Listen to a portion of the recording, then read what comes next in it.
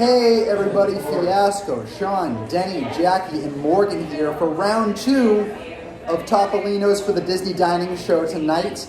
Riviera grand opening was today. We already checked out breakfast, but now we're going to go check out dinner. So let's see how it is. Dinner is a signature experience too, so it should be fun. It's going to be fancy. Yeah.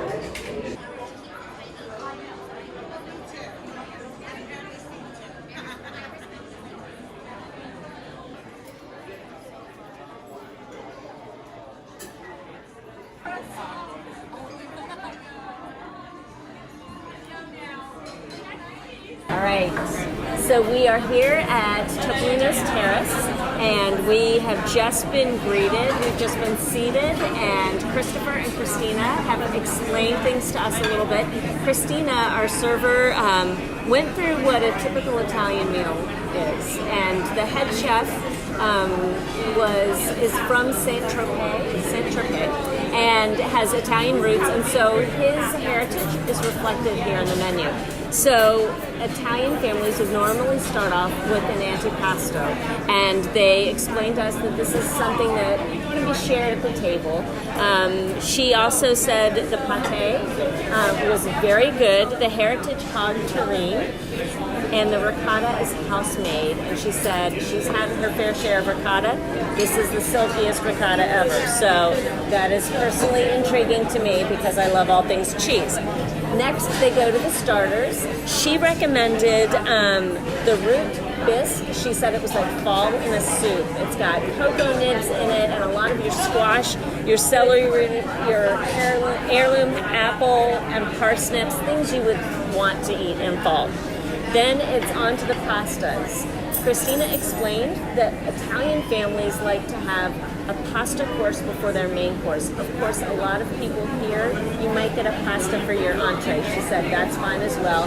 She recommended the rigatoni, and that the chicken is prepared for hours and just shreds off. It's so good. And personally, that's what I'm going to choose tonight. It's made with a Parmigiano Reggiano cheese. And then, of course, you've got your seafoods and meats. Here at Topolino's Terrace, a lot of those richer flavors, meats, fresh seafood, are really featured. And so you've got your pick here. We're really excited, and we're looking forward to it. So you'll see from this side we have some gorgeous cheeses from all over the regions within the Riviera. We start on this side with Pecorino Camamilla, which is made in Emilia Romagna in Italy. We have Brunet, which is from the Piedmont region, a little bit north of the Ligurian coast. We have Saint Andre. This is one of my favorite triple cream bries in existence. I love this cheese. Roquefort, probably the most historical of all of our cheeses, but I'll get into that a little bit later. And then finally, Monte Grappa, named after Mount Grappa, just kind of northwest of Venice, in the Veneto region. The same region where Grappa actually was created as well. But this cheese doesn't really have a direct correlation other than the locale. All right, so just had our appetizers. We got a selection of antipastos and starters as well. The rest of the group tried far more things than I did because, well, a lot of things are going to have cheese on them. Just not my cup of tea. But what I will say is that the bread service that you got, they actually included one of those little breads in the breakfast this morning as well. And our server brought over 2 different kinds of olive oils. One of them was your more traditional type of olive oil that you'd expect. The other one was a little bit green. And that one was especially interesting because it had a little bit of a sweetness to it, but then it turned into an aftertaste that was a little bit more bitter. I really liked both of them a lot, but the green one in particular I really enjoyed. But for my appetizer, I chose to get the olives marinades. How'd I do? Perfect? All right, cool. I chose this, which was $9, because it was the plant-based option. Looking back, it was kind of an odd choice. This is an antipasto option, which is kind of something that you choose at the beginning of your meal before your starters to kind of share with the whole table. This is a lot of olives for just one person to sit and consume. So unless like you are the biggest olive person on the face of the earth, probably don't get this for yourself, but to share with the table. But with that being said, I do like olives, but like not enough to eat this entire bowl. It's a bowl of olives with lots of lemon, garlic, and a lot of salt. Usually, the salt and the lemon come out like super strong, so enough to like eat one, casually converse, eat another one, maybe have a piece of bread or something else, but definitely not going to dive head first into these, but still good. And the others we'll talk about an array of cheeses. So, like Corey said, Fiasco said, there is a ton of cheeses, and I do love cheese. It was a little adventurous for me to try these fancier cheeses, but surprisingly, I really enjoyed most of them. Some of them had stronger kicks than others, like the Roadford, but I actually really like that, especially pairing it with the tomato. What tomato was it called? It was a gooseberry. Gooseberry. Very, very good pairing with the ricotta, or not the ricotta, the Roadford. But I really enjoyed trying it, and the variety and the presentation that they bring it to you on a dessert cart, and they go through the history of it and where it came from. I was very fascinated. I feel like I had a whole history lesson in a restaurant, and it was very, very interesting and very cool. Overall, I really enjoy majority of these cheeses and would highly recommend to try them. I actually tried all of these cheeses, and I am I'm not a really adventurous cheese person, but the presentation when they made this cheese board was so cool. And like Morgan said, I found it fascinating to learn a little bit of history about each one of the cheeses and where they came from, and they gave us accompaniments as well, which was really cool. And honeycomb was my favorite, so that was really fun. Really, really good. And the ricotta was delicious with the tomato jam. That was so good. I never had anything like that before, the way it was seasoned, and it had a little bit of pepper in it and basil, and it was just delicious. The burrata was really, really good as well. Now, I am not a mushroom fan at all in any way, but black winter truffle is what the burrata was served with, and it was so good. It had a little bit of sea salt with it, and it just was absolutely delicious. And then for my starter, I had the escargot, and it's a classic baked escargot with butter, garlic, lemon, and parsley. Absolutely delicious. Highly recommend it. And it's served in the shell. So I've actually never had it like that before. I've only ever had it on the Disney Cruise Line where it's not in the shell. So this was a little bit of an adventure, and it was really cool. It was really, really good. So highly recommend that too. I'm almost too full for dinner. Alrighty, so we have already had a meal. We could stop right now and be really content, but we're not going to. So again, yes, we had all the cheeses. The burrata was so good. That's what had the black truffle with it, and the lavash, a really nice lavash crisp with sesame seeds on it. So it was really, really yummy.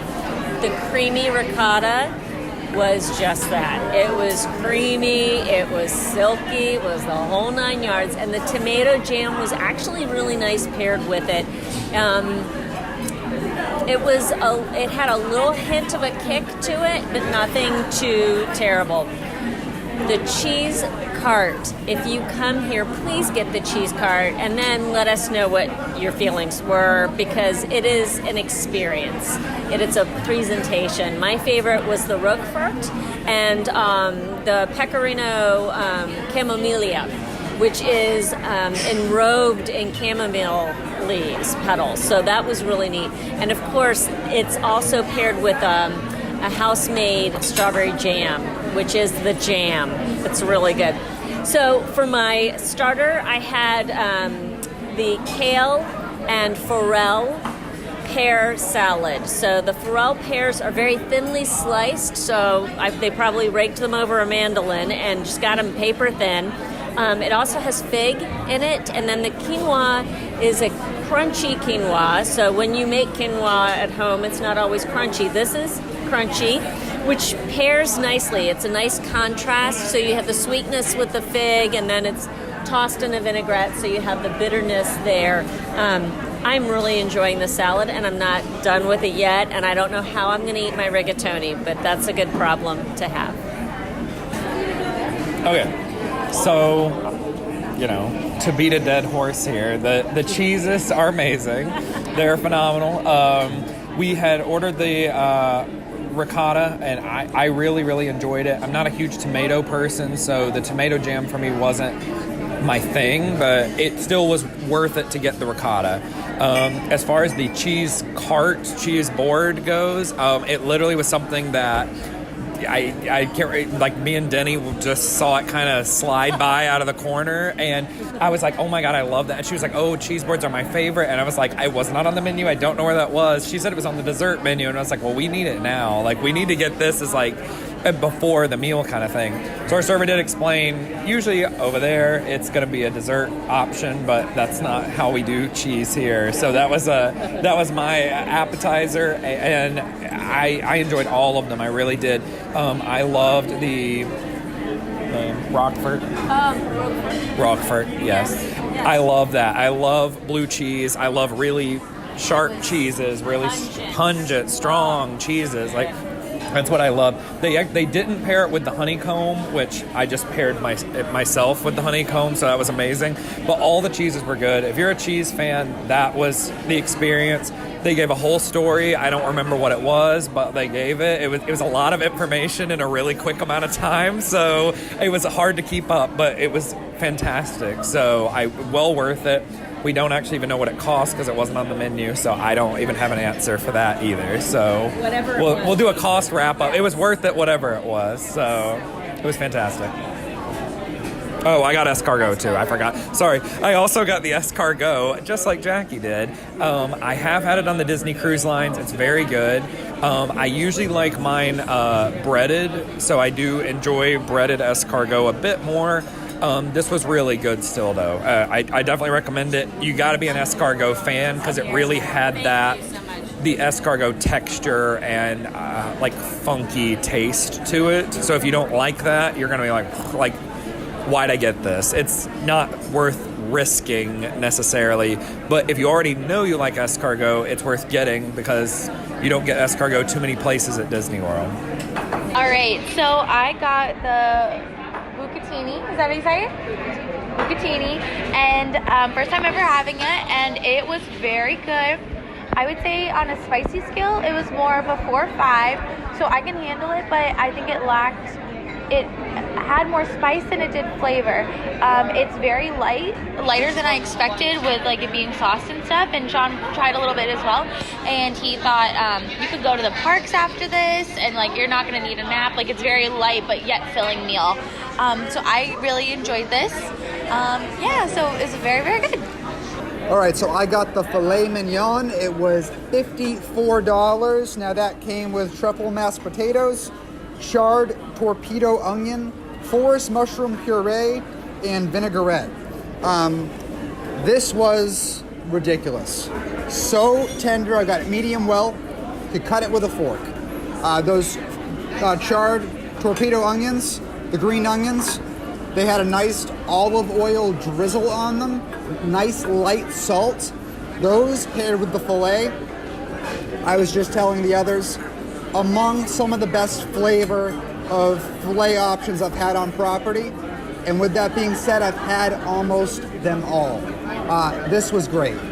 Now, unfortunately, Pete wasn't able to join us for this dinner, but he as well is going to be partaking in this filet, and we'll hear on a future date what his opinions are. But for me, this was a slam dunk, and the mashed potatoes were really good as well. Nice and creamy, everything complemented each other so well. If I find myself back here for dinner, which I'm sure I will, this is what I'm gonna order again, for sure, without a doubt.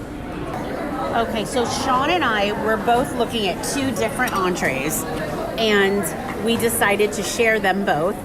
So we got linguine scampi, and the shrimp with the linguine, I want to warn you guys, it's served with the head on, and all the little legs and all the little tentacles and all the little everything is still attached, which is a little, it's a little odd. So I've never had anything that had the shrimp served like that. So I just want to kind of give you a little warning. Also, it's very, the seafood taste is very strong in these. So I'm a huge seafood fan and I love shrimp. So I just want to make sure that you guys know that it's very shrimpy, very, very fishy. It's flavored with tomatoes, garlic, lemon, Italian olive oil, verbena, and botarga. I'm not sure how to say those. It was really good. I think it might be a little too fishy for me, though. I'm not sure if I'd order this again. Now, the other thing that we shared is a braised lamb shank. And no, that's not right. I did that again. We got the tomahawk veal chop. And that is really, really delicious. So that one I like a lot better. And it was served with polenta torpedo onion gratin. And that is so good. And just everything is really fresh.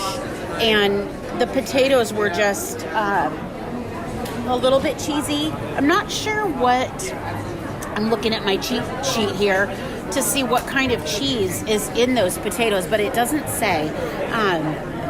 It had a little bit of a bite to it, and it was really delicious. So I can't describe it much more than that, but if you like cheesy potato goodness, you will like that side dish. And yeah. All right, so I had the rigatoni, and it was explained that the chicken has been prepared for hours and hours, so I was very intrigued about this. Thankfully, it came with a mound of pecorino. Pecorino. Okay, now I'm going to go to the menu because the brain just left. Okay, Parmigiano Reggiano. It just left. And it was really good. It added a nice nuttiness and a saltiness to the dish. I enjoyed that. The pasta itself is really good, and the dandelion greens are nice. They add a bit of an unexpected bitterness, a bit of a punch to it. The chicken is good. However, some of the chewier bits of the chicken are in there. And for me, that's kind of a texture thing where I don't, when I'm preparing chicken at home, I leave those chewy bits out. I don't include the chewy bits, and they are included in this dish. So for me personally, it's not something I think I would get again, and I hate to have to say that. But just in that kind of element alone, because you're kind of having to dance around little bits and pieces here, and you just don't want to have to do that for $32 for an entree. Other than that, the flavor is good. I liked the inventiveness behind it. I just wish the preparation was a little bit different texture-wise. So, like Jackie had said, she and I decided to split our meal. We got the linguine scampi. The scampi did, like she had said, had the heads on it. It was weird because I wasn't expecting that. I don't think I've been served shrimp or anything. Like, usually you expect that out of, like, crawfish or something, which I don't consider crawfish, like, fine dining necessarily. I don't think... I'm sorry, I'm about to cough. I don't know what's happening. Sorry. I know. I couldn't stop myself. So anyway, yeah, it was weird to see the shrimp heads. I know a lot of people do leave them because it's supposed to make it extra fishy tasting, which Jackie didn't care for. I actually don't particularly care for that either. The server did warn us, and she was like, by the way, like, the juice in this is particularly fishy. It didn't bother me, but I didn't think the meal, the scampi itself was like so great that I just need to come back and try and get it. But we got the tomahawk veal chop, and that was phenomenal. It was so good. It was huge, and we saw it earlier in the window, and we thought it was the lamb shank, and I was like, that is like the biggest thing I've ever seen, and it came out, and that was exactly what we got. Also, the torpedo onion gratin. came in like a cast iron skillet kind of thing, and it did cause the plate to be extremely heavy. So as we were passing it around to look at, so just keep that in mind, that it was like an exceptionally heavy plate compared to other plates. But the actual veal was like some of the best veal I think I've ever had. I don't eat veal that often, but it was phenomenal. It was falling off the bone. It was that tender. We got medium, and it was, the rub on the outside of it is so good. The cheesy potato gratin is so good as well. I would gladly come back and get this. That was $52, and given that, you know, there are steaks at Turf Club that's that same price, I would gladly come back here and get this instead. So I thought this meal was really great from start to finish, and comparing it to breakfast this morning that we had, I thought the dinner was exceptionally better than the breakfast, since that was $41 a person across the board. I thought this was way better, though it is definitely going to end up being more than $41 a person. So this was not cheap. It's very good though. All right, so we just wrapped up our dinner. The gang is split up now because we went back to Pete's Grand Villa to film a live DVC show, but this is what's left. So we're gonna give you our final impressions of dinner tonight. Now, like Sean already mentioned, coming from breakfast, I thought it was a huge step up. It was indeed more expensive, but I thought, you know, it's like an experience. Like you go to Haleo and it's like, you know, they have an experience laid out for you, and you can course the meal appropriately to have the experience the way it's meant to have. And I think if you do it that way and you have some time on your hands, it's definitely worth it for that. You know, you have the meal like the Italians or the French on the Riviera were intended to have it by this chef. And I think if you do it that way, you know, it's really an awesome dining experience. But what do you think, Sean? I thought it was phenomenal. I thought the dinner was amazing. It hit everything that I want out of a signature dining restaurant. I don't like feeling, you know, it is a lot of money to have to go do a sit-down restaurant a lot of the time at Disney. And if I'm coming and bringing a family of 4, family of 5, and I'm going to spend $400 or $500 on, that might be the only meal that I'm going to really get to do and experience. So it's got to be fantastic. How much was it? I don't know. We stuck the girls with the bill and left.